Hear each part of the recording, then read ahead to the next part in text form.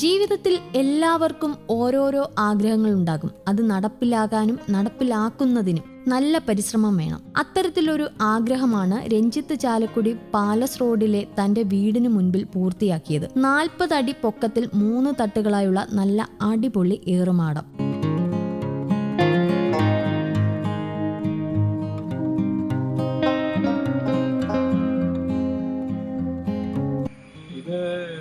ഞാൻ കുറച്ച് നാള് ഗൾഫിലായിരുന്നു. അപ്പോൾ ഗൾഫിൽ നിന്ന് നിർത്തി വന്നപ്പോൾ ഞാൻ തൃശ്ശൂരിലെ പൂമല ഡാമിന്റെ അടുത്തൊരു റിസോർട്ടിൽ പോയിണ്ടായി.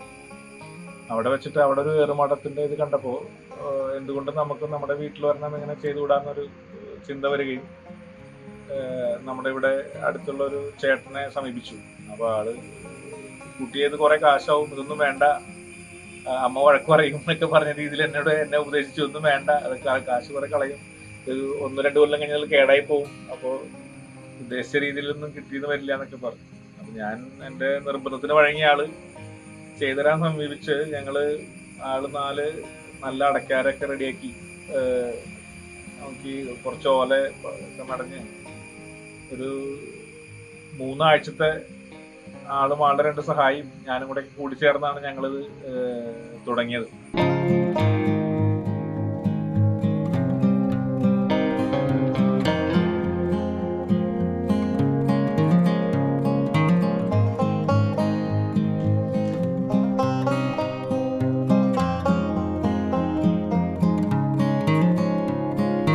നാട്ടിലാകെ പാട്ടായിരിക്കുകയാണ് ഇപ്പോൾ ഈ ഏറുമാടം. ഏറുമാടത്തിൽ സംവിധാനങ്ങൾ ഏറെയാണ്. താഴത്തെ നിലയിൽ 4 പേർക്ക് ഇരിക്കാവുന്ന രീതിയിലുള്ള ഊഞ്ഞാൽ, പിന്നെ കായികക്ഷമതയ്ക്കായി ജിംനേഷ്യം, 2ാം നിലയിൽ പ്രത്യേക കാറ്റിനായി ഫാനുകൾ, ചെറിയ മീറ്റിങ്ങുകൾ കൂടാൻ പറ്റിയ സംവിധാനം. ഇത് മാത്രമല്ല, വീട്ടിലിരുന്ന് ബോറടിച്ചാൽ നേരെ ഏറുമാടത്തിലേക്ക്.